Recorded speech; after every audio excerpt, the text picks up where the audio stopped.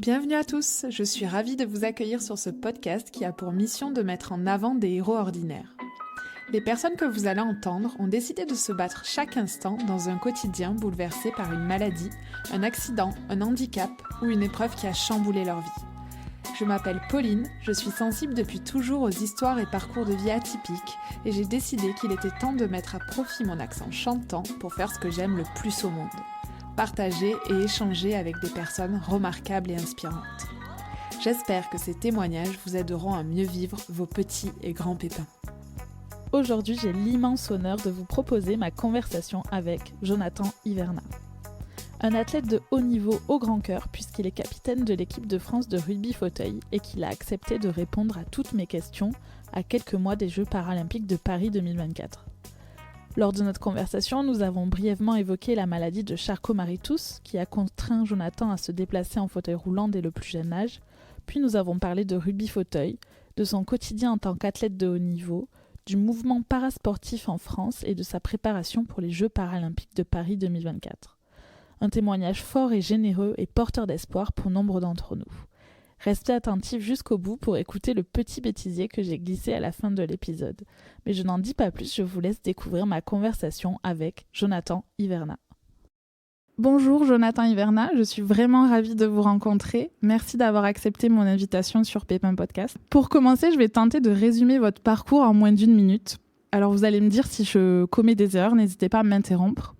Donc vous êtes né le 21 janvier 1991. Vous avez grandi à Figeac, dans le Lot. Exactement, oui. Avec votre maman et votre frère. À l'âge de 10 ans, vous ressentez les premiers symptômes d'une maladie qui sera diagnostiquée quelques années plus tard, la maladie de Charcot-Marie-Tooth, type 1A. Une maladie neuropathique qui touche progressivement les membres inférieurs et les mains. À l'âge de 13 ans, vous perdez peu à peu l'usage de la marche et êtes contraint d'utiliser un fauteuil roulant après votre majorité. En 2009, vous découvrez le rugby fauteuil dans votre centre de rééducation près de Toulouse. Vous intégrez l'équipe handisport du Stade Toulousain et 2 ans plus tard, vous êtes sélectionné dans l'équipe de France de rugby fauteuil. Jusqu'à là, ça va ? Jusqu'à là, on est très très bien même. Depuis 2016, vous êtes capitaine de l'équipe de France de rugby fauteuil avec qui vous avez vécu quelques défaites et de nombreuses victoires puisque l'équipe de France est actuellement double championne d'Europe. Oui, c'est bien ça. Après avoir participé aux JO de Rio en 2016 et de Tokyo en 2021, vous vous préparez actuellement aux JO de Paris 2024. Et en parallèle de tout ça, vous travaillez à mi-temps comme vendeur omnisport chez Decathlon. Oui, c'est bien ça aussi. Et vous êtes ambassadeur pour vos partenaires. Oui, également. Est-ce que mes sources d'informations sont bonnes ? Est-ce que vous Elles souhaitez... sont exactes, elles sont parfaites, elles sont très bien résumées. Ok. Et est-ce que vous souhaitez rajouter quelque chose peut être important pour la suite? Non, qu'en soi, vous l'avez très bien décrit, j'ai eu 3 espaces de ma vie, vraiment, qui m'ont amené aussi à être l'homme que je suis, parce que j'étais quelqu'un de très introverti qui n'avait pas du tout confiance à moi, et petit à petit, comme tout enfant aussi, qui se pose énormément de questions et qui se cherche, et bien, dans ce parcours-là, bien, en fait, quel que soit finalement notre fond et notre origine, on peut avoir finalement... le même espace et cet espace-là, en fait, c'est propre à nous pour pouvoir grandir et devenir un homme plein. Je pense que l'on peut dire que vous êtes hyper actif et j'imagine que vos semaines sont bien remplies. Comment vous faites pour être partout ? Et est-ce que vous pouvez nous décrire une semaine type dans la peau de Jonathan Hiverna ? Alors oui, on me met souvent en fait ce côté-là où on se demande comment je fais pour entreprendre ou arriver à réaliser autant de choses dans une vie qui nous est en fait finalement chère, mais aussi qui nous est comptée. Hein, voilà, il faut dire ce qui est. Non, pour revenir sur ces propos-là, ben, je pense que déjà j'ai toute une équipe autour de moi qui arrive à organiser aussi autant mes rendez-vous, autant aussi d'être là sur les événements très importants, tout en étant aussi finalement la première des choses, un sportif de haut niveau. Parce que sur ça, il ne faut pas oublier que le sport de haut niveau est intransigeant et donc demande beaucoup de qualité d'entraînement et aussi de quantité d'entraînement. Donc c'est vrai que je refuse beaucoup de choses. Donc c'est vraiment par vraiment une volonté de pouvoir... témoigner, mais aussi dans une volonté de qualité d'intervenir auprès du plus grand public, auprès de nos jeunes, auprès de notre famille de handicap, et finalement donner la bonne voix, le bon témoignage, ou peut-être des sources d'informations qu'on n'aurait pas ailleurs. Et ça, moi, c'est dans mes valeurs et dans mes principes de pouvoir les communiquer.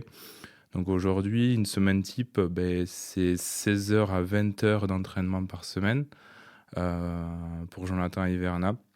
J'ai la chance de pouvoir compter, comme je l'ai dit, sur une équipe qui est là pour lui autant sur la préparation physique, la préparation mentale, sur l'espace de la nutrition, sur l'espace aussi d'un équilibre en tant qu'athlète, en tant que peut-être aussi, comme vous l'avez très bien dit, ambassadeur sur différents profils, mais avant tout d'être un homme aussi équilibré dans sa vie sociale. Et ça, il ne faut surtout pas l'oublier, parce que ce que j'ai envie de donner comme témoignage, au-delà de peut-être des mots et de l'idéalisation et de la chance que je peux avoir dans mon parcours et de porter la voix aujourd'hui, je sais de là où on peut venir.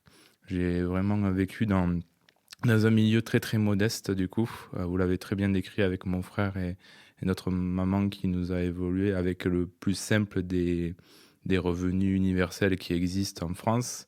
Donc en fait, on a aussi eu une éducation par la valeur des choses et des principes très très forts. Et ça, en fait, sur ça, j'aimerais vraiment témoigner très très fort parce que quelle que soit notre origine, de là où on vient, on peut exulter par finalement ce qu'on définit qui nous rend heureux et qui nous rend plein.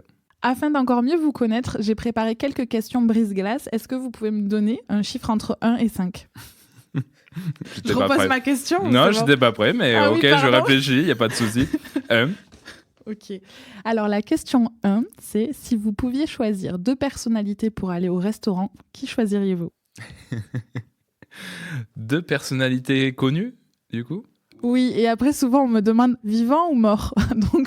Donc plutôt connu, oui, et vivant ou mort, comme vous voulez. La première qui est une des personnes, pour moi, qui est finalement le sportif le plus inspirant et qui a marqué son empreinte dans le sport et qui a véhiculé, au-delà du sport, de très très belles valeurs. C'est Roger Federer.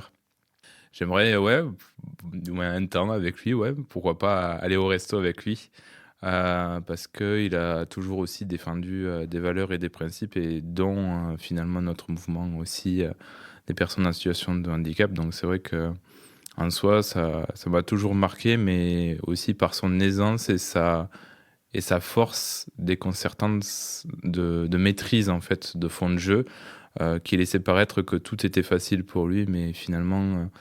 avec l'expérience aussi de mon parcours, je peux décrire aussi toute la quantité et la qualité de travail qu'il y a eu avant d'en arriver là. Donc c'est vrai que c'est une vraie source d'inspiration, de volonté aussi de se surpasser pour vivre le moment présent et s'exprimer de la meilleure des façons par les gestes, par peut-être au-delà des victoires, par finalement ce qu'on est. Et lui, il était une personne qui était très émotif et qui décriait vraiment avec son être aussi tout son côté qui était heureux, qui avait la joie d'être là.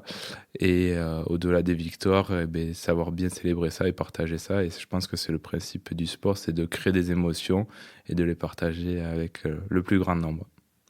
Et la deuxième personne, ce serait tout simple en fait, parce que j'en ai 2 autres et en fait ce serait pour moi les personnes qui ont été toujours là pour moi, c'est ma mère et mon frère, tout simplement parce que ils ont été toujours là dans les moments les plus durs, les moments de joie, les moments où il fallait aussi être là, et ils m'ont jamais laissé tomber, bien au contraire, ils m'ont toujours soutenu. Et donc, je pense que ça aussi, c'est quelque chose que j'y porte beaucoup grand intérêt et que pour moi, ça me semble normal aussi en soi. Et je pense que c'est les 2 identités les plus marquantes que je prendrai et surtout que j'inviterai au restaurant. Ok, merci pour votre réponse. Donc avant de poursuivre, j'aimerais revenir brièvement sur la maladie de Charcot-Marie-Tooth. C'est une maladie neurodégénérative qui touche essentiellement les membres inférieurs et supérieurs. Est-ce que dans votre cas, elle peut encore évoluer ? Alors oui, en fait, c'est une maladie neuromusculaire dégénérative qui n'existe aujourd'hui encore, même si la recherche avance, aucun traitement pour pouvoir faire face. Donc les médecins, autant les plus spécialisés dans le domaine, nous avertissent voilà, sur ce fond-là. Il nous met en garde sur peut-être à l'idée qu'il peut avoir vraiment des poussées inadvertances à n'importe quel moment de notre vie, qui n'est pas quantifiable, qui n'est pas mesurable. Et donc c'est vrai que en soi, il faut arriver à avoir une perception qu'elle fait partie de nous, qui nous décrit et il faut finalement, en soi, c'est pas que je n'y pense pas, elle fait partie de moi. Et sur ça, en fait, je ne changerais en rien finalement d'être quelqu'un aussi en bonne santé parce que ça serait pas moi. Et en fait, j'ai pas peur que ça soit du présent proche ou du futur parce que je sais que chaque matin, j'ai qu'une hâte, c'est que je me lève et je me dis, je suis en pleinement dans possession de mes moyens, que ça fait partie de moi et que le jour où ça adviendra et comme qu'il y a pu avoir tout au long de ma vie, en fait, je serai toujours heureux parce que c'est moi et que en fait, je m'attristerai jamais sur le fait que je suis différent. Bien au contraire. Et j'ai toujours cette volonté de toujours me surpasser chaque jour ou entreprendre chaque jour finalement ce que j'ai envie de faire par la force qu'il y a finalement chaque matin, chaque fin de journée. Et je me réveille toujours dans une exaltation à me dire je peux me mouvoir, je peux me bouger, j'ai cette chance-là et même je vais aller encore plus loin. Je contribue aussi à des personnes en situation de handicap de pouvoir avoir une compensation digne de ce nom. Et moi, j'ai toujours une certaine empathie assez forte et toujours vis-à-vis d'autrui, de vouloir donner, que ce soit par un simple geste, une simple parole ou par finalement des actes pour leur rendre leur vie meilleure et qu'ils puissent être aussi heureux que moi je le suis dans ce que je décris de la vie et ce qui me rend plein en fait. Quel est selon vous l'impact du sport de haut niveau sur justement l'évolution de la maladie ? C'est assez difficile de juger. Après, la maladie en elle-même est caractérisée que je suis très fatigable à l'effort, qu'il faudrait que je fasse attention à tous mes faits et gestes, que je devrais écouter mon corps, que je devrais... Et en fait, pour la petite histoire, j'ai fait tout l'inverse. Alors, je sais pas que je brave l'interdit ou que, voilà. Je pars du principe que aussi, dès qu'on sort de sa zone de confort, ça nous fait vibrer, ça nous crée de l'émotion. Et ensuite, au-delà de ça aussi, on se sent pleinement vivre. Mais ce qui est incroyable et que j'aurais jamais cru aussi, c'est que, quand j'étais beaucoup plus jeune, c'est que le sport... une vraie école de la vie et une école de bien-être de forme incomparable. Au-delà d'être sportif de haut niveau, c'est un cercle vertueux sur un indice de forme qui nous renforce chaque jour, que ce soit de faire une activité physique, on en parle tout le temps, mais c'est une réalité, au moins un quart d'heure, une demi-heure finalement dans notre vie tous les jours.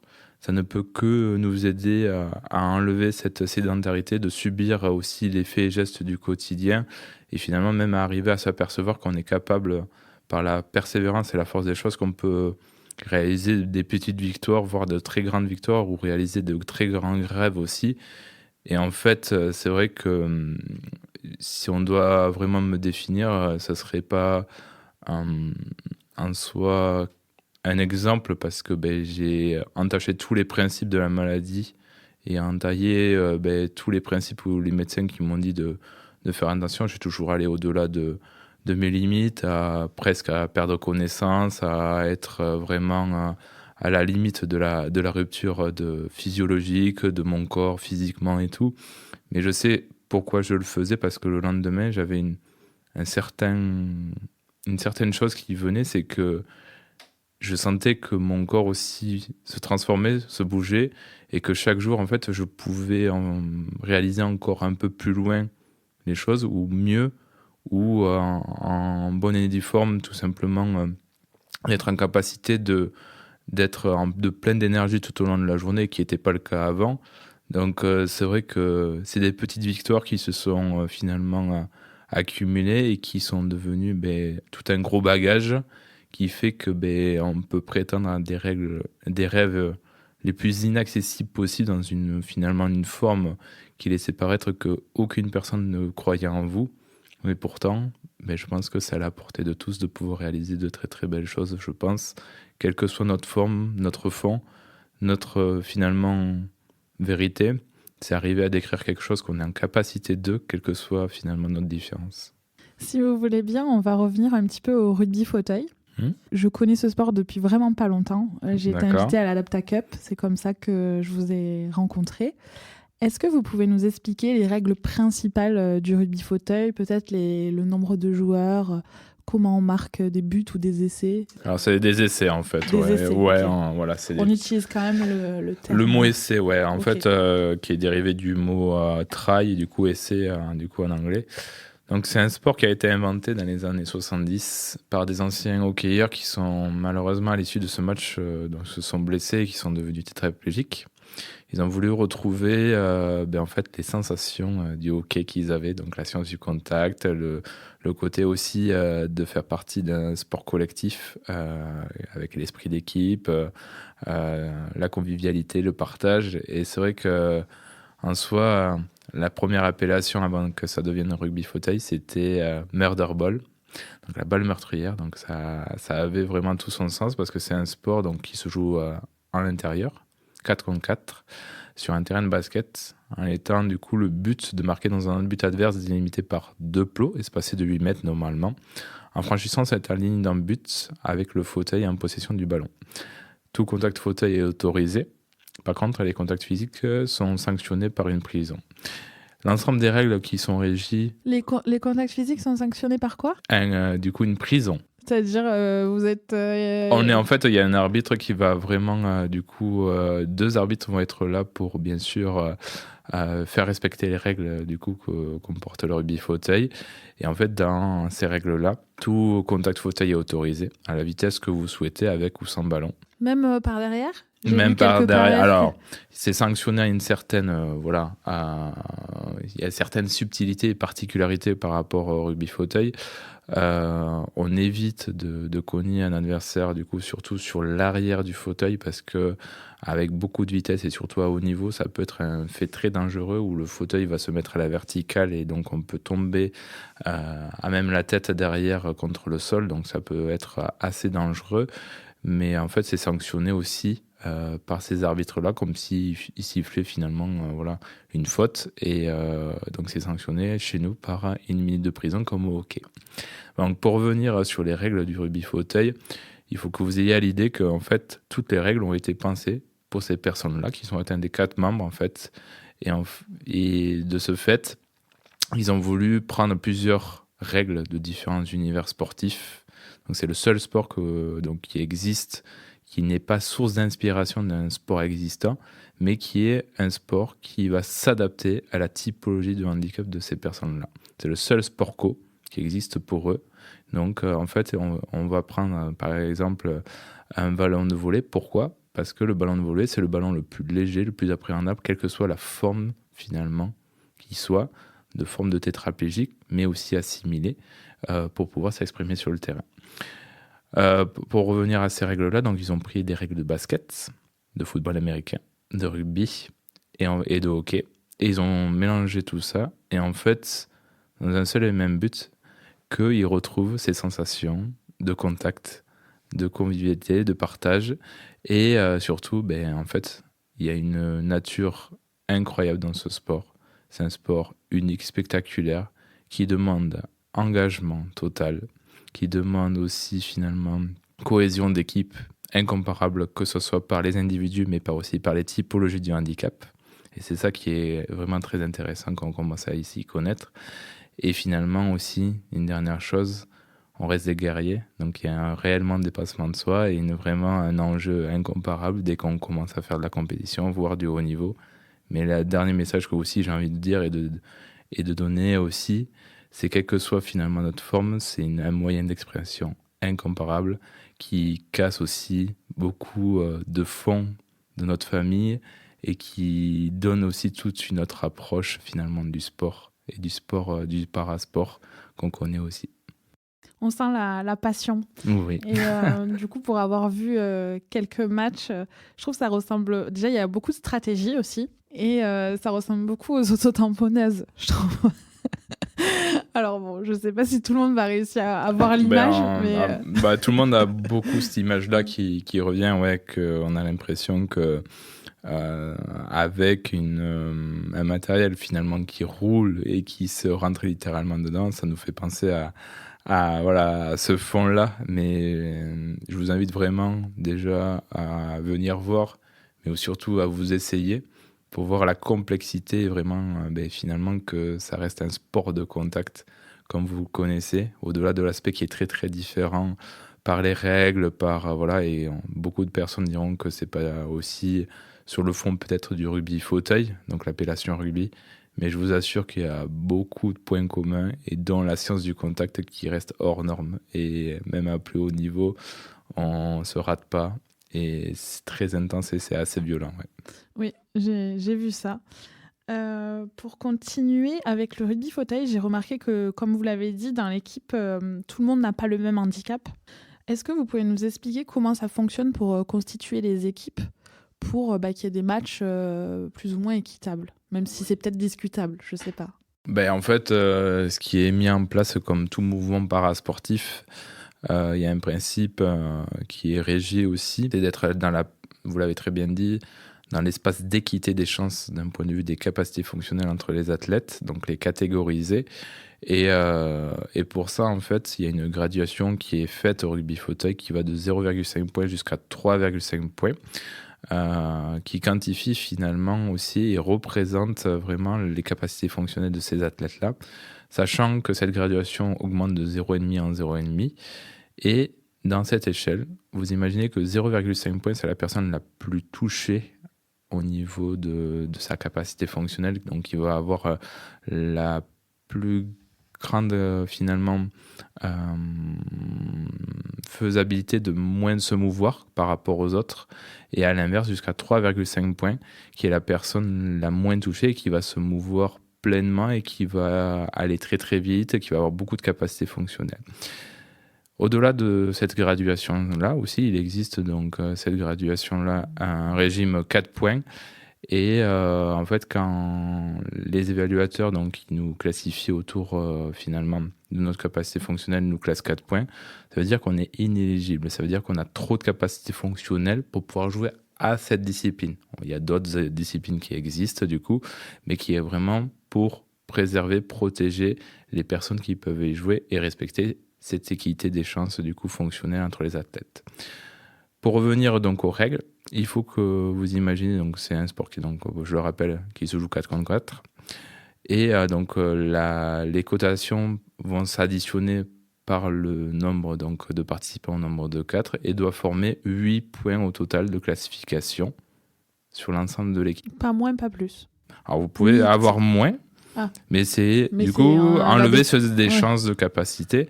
Donc le mieux, c'est toujours d'arriver à jouer à 8 points au total pour se confronter à une équipe qui va pouvoir aussi s'aligner à 8 points de classification aussi en face, pour respecter une certaine équité. Il y a toute une stratégie pour j'imagine qu'il y a des remplaçants. Et tout à fait. Donc il doit y avoir un remplaçant pour chaque point. C'est là que toute la complexité du coach, c'est qu'il doit en fait arriver à allier être bon en maths, quoi. Voilà, c'est ça. Les forces en présence, c'est-à-dire la composition de son équipe avec les joueurs, avec les différentes classifications pour former une équipe au total à 8 points.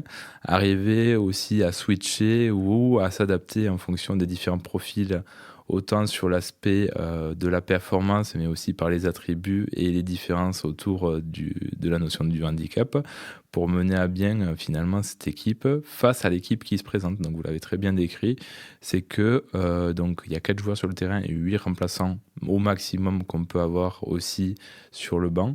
Et la complexité, c'est de pouvoir finalement aussi ajuster, avoir cette cotation pleine du coup, et s'adapter peut-être aussi à l'aspect stratégique, vous l'avez très bien décrit, face à l'adversaire qui se présente. Et c'est là que ce qui est incroyable dans notre mouvement parasportif, dans le rugby fauteuil, c'est qu'il n'existe pas que cette notion de performance. Il y a la performance à travers finalement notre lésion et nos capacités autant en tant qu'athlète, mais aussi nos qualités et nos défauts par rapport à notre lésion du coup de notre handicap. Et c'est là que ça complexifie la chose, mais c'est ça qui rend encore la chose encore plus belle finalement, à essayer d'y comprendre. Et on voit vraiment la nature de la performance individuelle et collective à travers des athlètes et des personnes en situation de handicap. Et peut-être vous l'avez déjà dit, mais combien dure un match ? Combien de temps Non, dure je un ne l'ai match ? pas dit. Donc un match du coup se joue sur 4 quarts-temps de 8 minutes effectifs. Donc vous pouvez vous imaginer que ça dure 1h15, 1h30 sur une épreuve vraiment qui est peut-être une des épreuves les plus dures dans notre mouvement parasportif et sportif tout court. C'est du fractionné. Vous imaginez qu'en fait, on pousse nos roues toujours à 120%, 200%. On vient à impacter quelqu'un, donc on est de nouveau à l'arrêt, mais il faut redémarrer aussi fort et ça pendant 1h15, 1h30. Oui, il y a donc par exemple vous pouvez faire un match en entier. Ça peut arriver, Où oui. il y a un turnover quand même par tranche de 8 minutes. On a toujours le choix, comme on dit, finalement, de pouvoir aussi donner de la place et surtout de l'influx, du nouveau souffle et de la fraîcheur sur le terrain. Après, j'aime pas parler comme ça, mais ouais, j'ai un certain rôle et un certain poste où je peux être amené à faire tout un match, ouais, souvent. Ça me permet de faire la transition sur votre rôle de capitaine. Je suis curieuse de savoir je me doute un peu en quoi consiste ce rôle, mais est-ce que vous pouvez un petit peu même décrire en quoi consiste finalement le rôle de capitaine dans l'équipe de France ? Le rôle d'un capitaine, avant d'être, comme vous l'avez très bien dit, un rôle, je pense que déjà, je suis un joueur aussi. Un joueur qui a la même hauteur que tous mes coéquipiers. Je pense que c'est très important et je porte une réelle valeur à ne pas me mettre dans, comme on dit, une unité hiérarchique.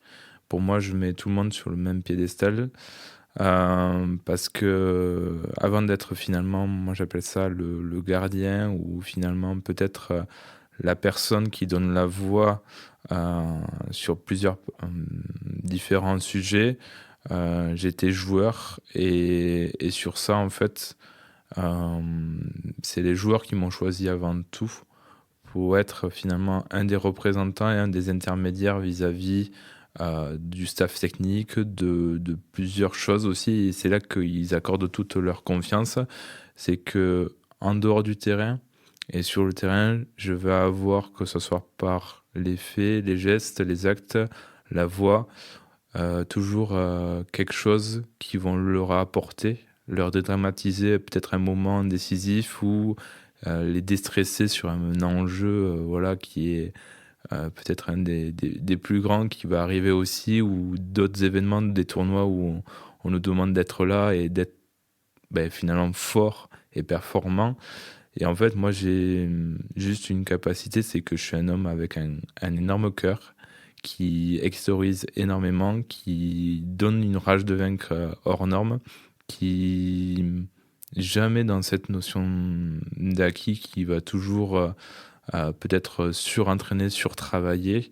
Donc peut-être une source aussi d'exemplarité à se mettre au service du groupe, à toujours être à l'écoute, d'être à la bienveillance, parce que on en oublie aussi finalement un aspect, que le capitaine, il est là aussi pour allier finalement tous les différents traits de caractère d'une équipe qui la compose, mais aussi s'assurer du bon équilibre de ce groupe, et que ça soit sûr à l'extérieur et même en dehors, dans la vie au sens large du terme. Donc c'est très important finalement de pouvoir garder le lien, de connaître aussi tous ses coéquipiers, Et finalement, la plus grande des choses, et que je veux mettre à l'honneur aussi en 2024, d'être toujours cet ange gardien bienveillant. Et la première question aussi, à chaque fois qui me vient, et par la simplicité des choses, et qui peut être comme ça un peu bateau, mais c'est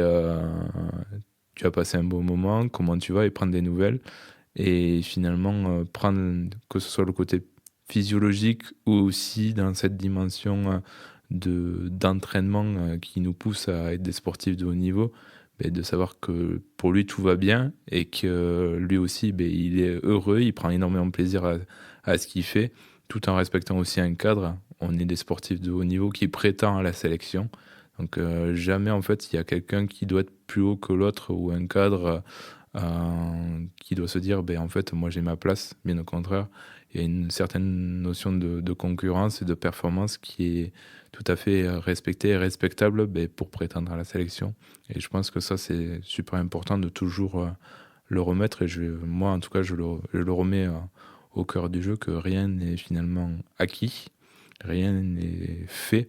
Et c'est pour ça que finalement le groupe vit très bien. C'est que peut-être on est tous différents, mais en soi on forme une équipe dans un seul même but, finalement, de s'exprimer de la meilleure des façons pour un résultat. Alors on le sait, les athlètes en e-sport sont malheureusement moins bien accompagnés par les fédérations et rémunérés que les athlètes dits valides. Désolée, je mets les pieds dans le plat. La question est bien orientée, il n'y a pas de problème, dites-moi. Vous qui êtes dans le milieu depuis un moment maintenant, est-ce que vous avez constaté qu'il y a eu quand même que les choses ont tendance à évoluer, ou ça stagne? Non, je pense que déjà pour répondre un peu au cadre, on a la chance aujourd'hui qu'il y a beaucoup de choses qui ont évolué. Quand on dit évoluer, c'est déjà la considération de nos personnes en situation de handicap au quotidien, et d'autant plus sur la possibilité de pouvoir faire maintenant du sport à n'importe quel niveau. Le vrai témoignage que j'ai envie de donner, c'est que il y a quelques années encore, c'était difficile de pouvoir accéder déjà que ce soit déjà une pratique sportive, et d'avoir finalement un club pas très loin aussi qui puisse proposer ce genre d'activité. J'ai l'impression qu'avec le temps, les choses se démocratisent, et que aussi il y a de plus en plus de clubs et de personnes qui s'intéressent à l'idée de pouvoir faire du parasport, quelle que soit la forme. Et ça, c'est très important déjà dans un premier temps. Pour revenir sur la question, je pense que vraiment ça a beaucoup évolué sur la considération, même au plus haut niveau, par les institutions, par les partenaires privés, par aussi avoir la chance d'accéder à du matériel, mais qui reste toujours ultra coûteux pour ce que c'est. Aujourd'hui, un fauteuil de rugby, pour vous donner vraiment une idée, coûte entre 12 000 et 14 000 euros. C'est un fauteuil qui est consommable pour nous, qui a une durée de vie limitée. Donc à haut niveau comme ça, on arrive malheureusement à ne les garder que sur 3-4 ans. Ensuite, il faut les renouveler. Donc vous imaginez, à chaque fois, ça reste une somme assez considérable pour finalement se dire on chausse notre paire de chaussures qu'il faut changer pour pouvoir pratiquer notre sport dès qu'on touche un sport mécanique. Donc aujourd'hui, autant sur l'espace de la compensation, sur la possibilité de compenser, mais aussi subvenir à ce besoin, il existe plein de choses pour avoir des subventions. Des fondations aussi, on n'en parle pas assez souvent, des fondations qui sont là aussi pour promouvoir des projets à but du coup de toujours réaliser des projets uniques et qui ont beaucoup de sens et beaucoup de valeur. Donc je pense que les choses ont énormément évolué sur la considération, l'accès. Et pour revenir peut-être à cette question un petit peu piège aussi, et qui est la réalité du terrain, on reste des sportifs de haut niveau amateurs.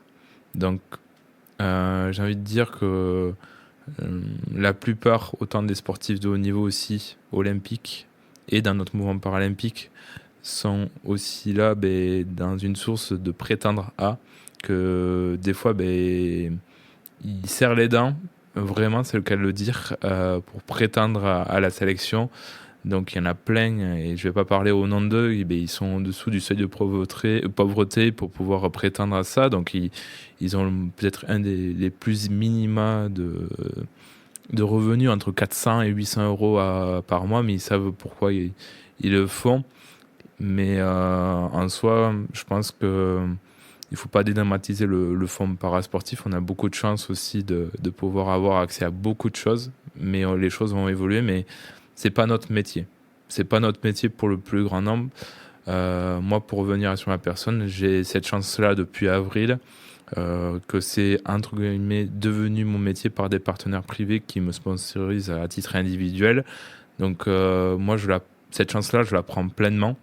Mais si on doit parler de professionnalisme, non, on n'est pas dans une unité de professionnalisme comme d'autres sports qui sont rémunérés autant par leur fédération, mais aussi par leur club qui donne le moyen d'expression qui est là pour pouvoir prétendre à du sport de haut niveau, et que ça devienne finalement leur quotidien et leur métier indirectement par ce qu'ils font. Et très rapidement, je me demandais s'il y avait des pays où les athlètes n'étaient pas obligés de travailler, par exemple, à côté, ou étaient mieux rémunérés. Parce qu'en fait, je me dis que quand on est obligé d'avoir un travail à côté, c'est du temps où on ne s'entraîne pas, où on n'est pas concentré pour les compétitions. Donc, est-ce qu'il y a des différences comme ça avec des équipes peut-être dans d'autres pays ? En fait, oui. Aujourd'hui, dans la considération du mouvement international qui se professionnalise, même dans notre mouvement parasportif, avant, dans les années 90, on pouvait se permettre de s'entraîner tous les jours et prétendre à une médaille, mais maintenant ça suffit plus du tout. Il faut se professionnaliser, et quand on dit professionnaliser, c'est science du travail, talent, et finalement aussi, comme vous l'avez très bien décrit, que ça devienne proprement dit une activité pleine pour pouvoir prétendre à la notion de performance. Et ça, moi, j'attache vraiment une notion très importante sur ça. Donc oui, il y a une réelle différence sur le fond, parce qu'il existe beaucoup de parasportifs au niveau européen, voire au niveau international, qui vivent de ça, que c'est devenu leur métier, et qui ont peut-être des outils technologiques beaucoup plus avancés, accès à tout ça, qui font que, oui, ils se donnent tous les moyens possibles et imaginables, mais c'est surtout devenu leur métier. Donc comme toute forme de professionnalisme par rapport à l'amateur, il y a des choses, des détails qui vont peut-être pas passer inaperçus, et qui donne toute la différence aussi sur cette notion de performance. Donc c'est vrai que sur ça, il y a vraiment une hétérogénéité qui s'est installée au niveau international, en tout cas dans notre mouvement parasportif aussi. Mais pour autant, on a la chance d'avoir aussi de très grands champions qui témoignent très très fortement, qui inspirent, décrivent ça, et qui font avancer les choses, parce que la considération a complètement aussi avancé dans ce sens-là aussi. Pour poursuivre, j'aimerais vous montrer un court passage vidéo, si la technique que j'ai mis au point fonctionne. Je vous laisse regarder ce passage, et j'aimerais en fait savoir un peu comment vous avez vécu ce moment et qu'est-ce qui vous est passé par la tête à ce moment-là. Déjà, pour un peu peut-être décrire et représenter les images que j'ai pu voir, donc c'est les images de notre dernière Coupe internationale de rugby fauteuil qui a eu lieu en octobre dernier, en même temps que la Coupe du monde de rugby. Donc déjà, c'était juste incroyable, et c'était la première fois que ça arrivait en France, qui est finalement deux grosses compétitions d'univers finalement certes un petit peu différents par la façon de jouer, mais finalement par l'appellation et l'engagement tout à fait en commun. Donc c'est vrai que c'était assez incroyable pour nous que d'évoluer dans un tournoi. Donc c'était à Paris, à la Carpentier, et les phases vraiment finales. Donc c'était le dernier jour à l'Accor Arena. Donc c'est vrai qu'avec les 8 meilleures nations au monde, donc c'était, on va dire, une très grande répétition à quelques mois peut-être d'une des plus grandes événements et compétitions que peut aussi prétendre un sportif, les Jeux Olympiques et Paralympiques, donc qui vont se dérouler en 2024 à Paris. Donc ces images-là, elles nous font repenser à beaucoup de choses.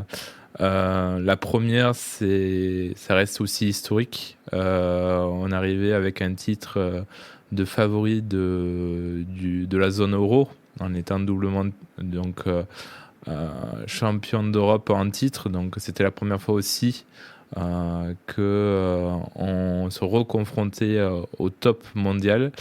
Et on avait qu'une envie, c'est de pouvoir déjà faire figure de prétendants de meilleures nations européennes. Et ensuite, surtout, ça a été la première fois pour nous de rentrer dans le dernier carré du top mondial. Du coup, c'était la première fois. Donc c'est vrai d'accéder aux demi-finales, comme j'ai pu le voir. Donc là, les images, c'était la demi-finale face au Canada, où on perd d'1 point. C'est un match vraiment par la qualité et par le fond avec 2 belles équipes qui pouvaient prétendre à la finale.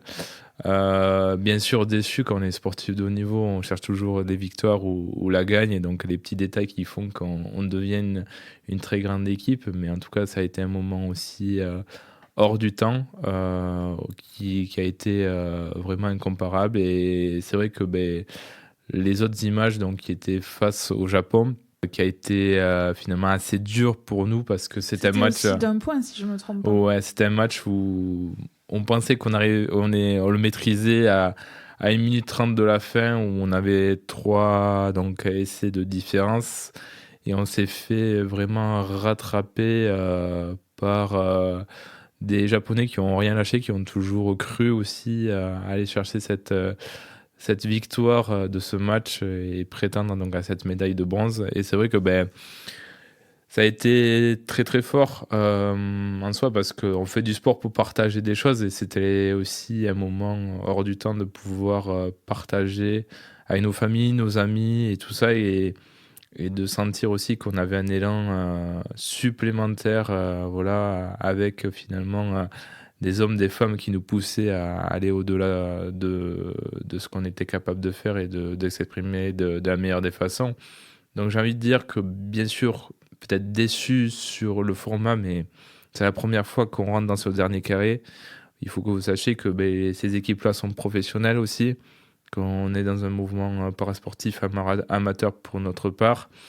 Et finalement, on arrive à rivaliser avec les plus grandes nations qui se confrontent à nous. Donc c'est vrai que c'est, je vais pas dire digne de l'exceptionnel ou quoi, mais en soi, je pense que c'est déjà une victoire d'être là, que cette équipe de France, elle a commencé au 27e rang mondial et que maintenant, elle est au 5e rang et elle prétend à faire partie des plus grandes nations et d'y figurer peut-être pour une médaille potentielle et peut-être une des plus belles dans quelques mois. Donc j'ai envie d'y croire, j'en ai envie, et on en a tous envie en fait.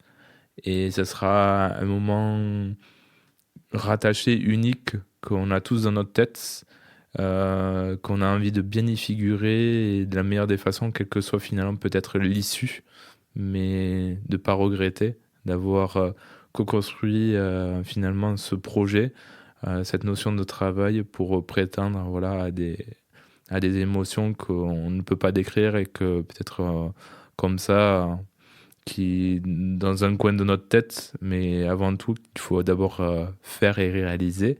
Et pour ça, on va travailler et on va essayer de prétendre à ça. Et justement, comment on se prépare aux Jeux paralympiques ?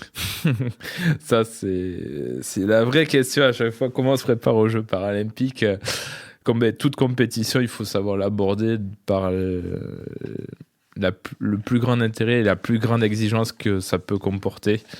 Il faut toujours prouver qu'on fait partie des meilleures, peut-être des meilleures nations, des meilleurs joueurs et tout ça. Donc en fait, un athlète, il se doit d'être le plus près possible, que ce soit physiologiquement, mentalement, par l'aspect physique, par l'aspect d'être en forme aussi. Donc ça passe par la récupération, le sommeil et tout. Donc en soi, ça demande beaucoup d'attaches, de soins, d'écoute de son corps, d'être au service du collectif, de respecter aussi le cadre et finalement les stratégies qu'on s'est dit, qu'il n'y en ait pas un qui enlève peut-être un petit maillon sans le vouloir, parce que c'est peut-être toute la chaîne aussi qu'on peut déjouer. Donc en fait, c'est une performance collective et à la fois individuelle au service de cette belle équipe de France de rugby fauteuil. Donc les phases de préparation, elles vont être très très intenses. C'est pas finalement aller se chercher encore plus d'heures d'entraînement, mais de qualité d'heures d'entraînement.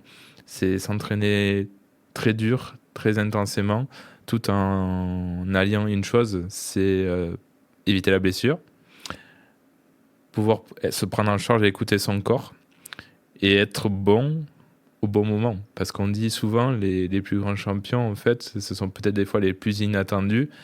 Et quand je dis ça, c'est que quand on a vraiment l'esprit et l'expérience, c'est que toute la quantification qu'on se donne, en fait, je ne vais pas dire que ça ne peut pas porter ses fruits.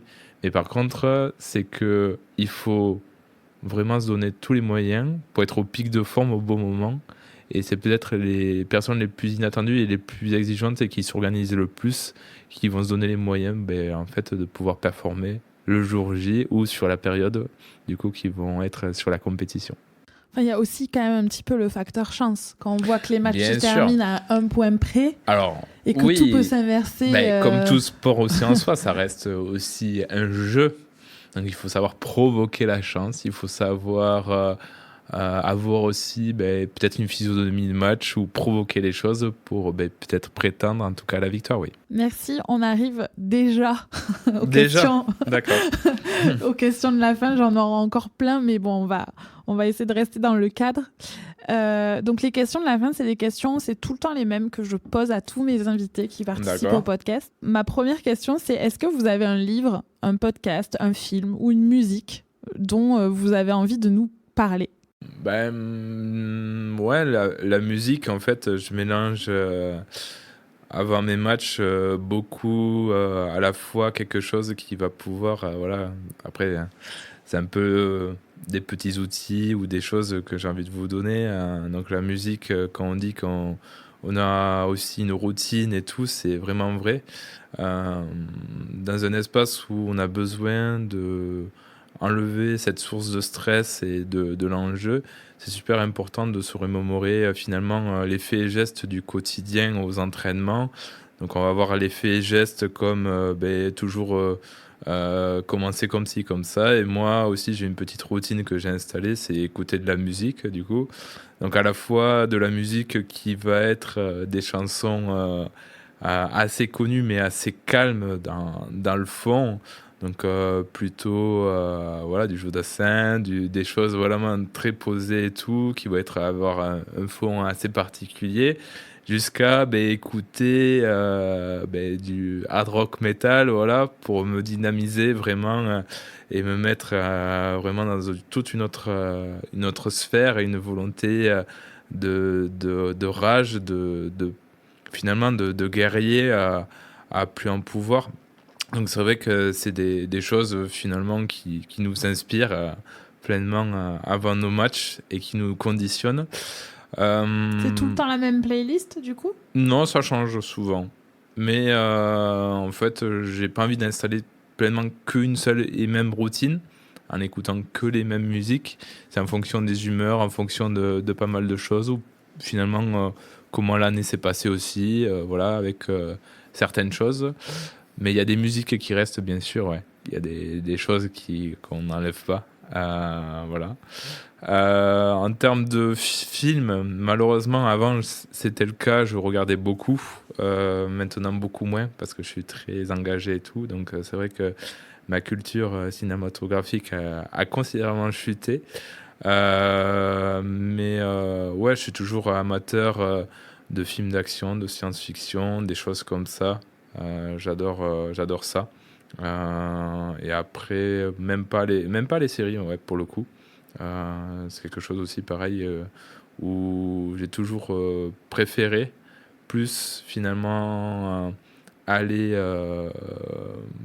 m'activer que de rester finalement à vouloir juste me poser et finalement regarder un film ou la télé tout simplement. Ouais. Ok, est-ce que vous avez une citation ou un mantra qui vous motive au quotidien ? Une citation, oui, il y en a plein, mais finalement, je suis toujours une personne très optimiste à l'idée d'entreprendre mon quotidien. Donc, j'ai envie de toujours rêver un petit peu plus. Ça a été toujours ma marque en me disant que je pouvais toujours rêver à prétendre peut-être potentiellement à quelque chose et essayer de me donner les moyens de pouvoir y accéder. La première que j'ai envie de vous partager, ça a été, comme tout rêve d'enfant, c'est de prétendre à une sélection nationale dans une pratique sportive. On en a tous finalement peut-être le rêve en étant enfant, en étant garçon. Euh, Ou et fille. Ou fille, exactement. Là, je parle pour moi, mais voilà, moi, Oui, en étant un petit voilà, en garçon. étant un petit garçon ou finalement enfant, hein, voilà. Donc c'est vrai que en soi, j'aurais jamais cru. Vraiment, voilà. Et en fait, quand les choses commencent à être là et voilà, et être véritable, c'est vrai que cette notion de rêve m'anime tous les jours à me dire que j'ai envie d'un peu plus rêver chaque jour et pourquoi pas prétendre à la plus belle des médailles, donc aux futurs Jeux paralympiques de Paris 2024, qui sera la médaille d'or du coup. Et ça serait vraiment peut-être l'ultime objectif que je me serais fixé dans ma carrière de sportif de haut niveau. J'ai la chance d'avoir pu vivre des choses incroyables avec eux depuis 13 ans que je fais du rugby fauteuil. Je suis pas un reste, mais en soi, j'arrive aussi à une certaine maturité où aussi j'ai envie de donner cette séance d'héritage aux plus jeunes et au plus grand nombre, que ce soit dans mon mouvement parasportif, mais pas que. Ça me semble très important de répondre autant à des questions quotidiennes et finalement de perspectives professionnelles et aussi finalement des ressources que potentiellement on n'avait pas pensé être du coup et pour toute forme de personnes en situation de handicap et à la fois donner aussi du sens dans ce mouvement parasportif et donner les outils pour pouvoir s'exprimer de la meilleure des façons et pour ça en fait je suis pas en reste. J'ai envie de continuer tant que je prends énormément de plaisir à faire ce que je fais. Je continuerai. Le jour où je le verrai comme une contrainte, là, ça sera autre chose et peut-être il faudra tourner la page. Donc en gros, croire en ses rêves. Croire en ses rêves. Et se battre pour et les réaliser. se dépasser. Voilà. Est-ce qu'il y a un sujet dont on n'a pas parlé et que vous aimeriez aborder ? J'ai envie de dire, on n'en a pas trop parlé, un petit peu, mais j'ai envie de dire une chose qui est finalement un aspect un peu... qui est déterminant pour moi dans la volonté de se co-construire dans notre mouvement. Quelle que soit finalement notre provenance de notre handicap, je pense qu'on peut être à même de finalement de prendre le temps de s'apprécier, de surtout se reconstruire et finalement s'accepter en tant que personne et individu pour de nouveau nous décrire, mais finalement aussi surtout la volonté de se redécrire quelque chose qui va nous créer de l'émotion, qui va nous donner du sens dans notre vie, qui va nous donner de la joie, mais aussi par le partage et notre environnement, la volonté finalement peut-être de surpasser ou de réaliser des choses qu'on n'était pas capable de faire ou de vouloir simplement aussi côtoyer, avoir... c'est tout simple, mais ça me semble très important de reconceptualiser une vie sociale pleine aussi pour se sentir mentalement bien. Et ça passe autant par les amis, la famille et tous les gens professionnels qui pourront nous tendre la main et de ne pas les rafuter, bien au contraire, de bien les appréhender et les entendre et aussi finalement se définir en tant qu'individu pour être dans une certaine forme, on appelle de mots de résilience, mais d'acceptation de soi, quelle que soit finalement l'issue qu'elle soit arrêtée, mais aussi évolutive, et que la vie, elle est là pour être vécue et ne pas la subir. De quoi êtes-vous le plus fier aujourd'hui ? Le plus... la chose où je suis le plus fier, je pense que J'ai eu la chance d'avoir une maman et un petit frère incroyables qui m'ont toujours soutenu. Et je suis fier d'eux qui m'ont accompagné jusqu'à là pour devenir l'homme que je suis par le sportif, par l'homme professionnel, l'homme tout court qui a la chance de témoigner, en tout cas ce matin, devant vous et vous donner finalement cette source ce témoignage et cette source d'information. Et j'ai envie de partager peut-être une chose, c'est que quel que soit finalement, parce que peut-être on pourrait idéaliser ou donner cette notion de réussite en soi par beaucoup de choses, je pense que c'est super important d'être très bien entouré par notre famille, parce que c'est un vecteur qui est incomparable, qui est tellement stimulant, mais qui sera toujours là pour vous. Et la chose que je suis le plus fier, c'est d'avoir rendu fier mes personnes les plus chères, mes amis, mes proches, et de les rendre tout simplement heureux et qu'ils aient le sourire tous les jours. Voilà. Qu'est-ce que vous avez peut-être déjà répondu à la question, mais qu'est-ce que vous avez envie que l'on retienne de votre témoignage ? Oui, je l'ai un peu dit en soi un petit peu avant. J'ai envie de décrire que en soi la vie elle mérite d'être vécue pleinement, et quel que soit finalement notre fond, c'est propre à nous. C'est sûr, on est dans une société où on est toujours jugé par nos faits et gestes, par ce qu'on est, par l'apparence, par des choses. Mais ce qui est important, c'est de pouvoir surtout attirer l'attention à quelque chose qui est nous, apporter de l'attention à ce qu'on est. Et quand je définis ça, c'est de ne pas apporter de l'importance à des gens qui potentiellement ne connaissent pas ou nous décrient. C'est de rester soi, de pouvoir aussi indirectement leur donner pas raison, en leur montrant peut-être le contraire, ou par la façon d'être, de faire, par la voix, par des choses comme ça, mais prouver qu'on est une belle personne comme on a envie d'être, et qui s'exprime et qui est heureuse. Et c'est sur ça que mes derniers mots se porteront. C'est prenez votre vie en main, ne la subissez pas, et soyez tout simplement heureux. Merci beaucoup. J'ai une toute dernière question. Ouais, pas de souci. Qu'est-ce que l'on peut vous souhaiter pour l'avenir ? On peut me souhaiter, avant tout peut-être, pour accentualiser, une bonne santé cette année 2024, plein de projets au-delà de la réussite, beaucoup de plaisir, de partage, de convivialité, parce que le rugby c'est ça aussi, on est une très belle famille. Et la dernière des choses, prétendre à la meilleure des choses dans quelques mois aux Jeux paralympiques de Paris 2024. Eh bien, c'est tout ce que je vous souhaite. Je vous remercie infiniment pour votre disponibilité, d'avoir fait le déplacement aujourd'hui, d'avoir répondu à toutes mes questions. Voilà, merci beaucoup. J'étais ravie de ce moment. Et je vous souhaite le meilleur pour cette année 2024 et pour toutes les autres années à venir. Merci à vous d'avoir donné cette chance aussi de témoigner, que tous les auditeurs puissent découvrir notre mouvement. Et j'ai envie de partager une chose, que si jamais les auditeurs ont besoin d'éléments de réponse, et que ça fait résonance, je me tiendrai à y répondre.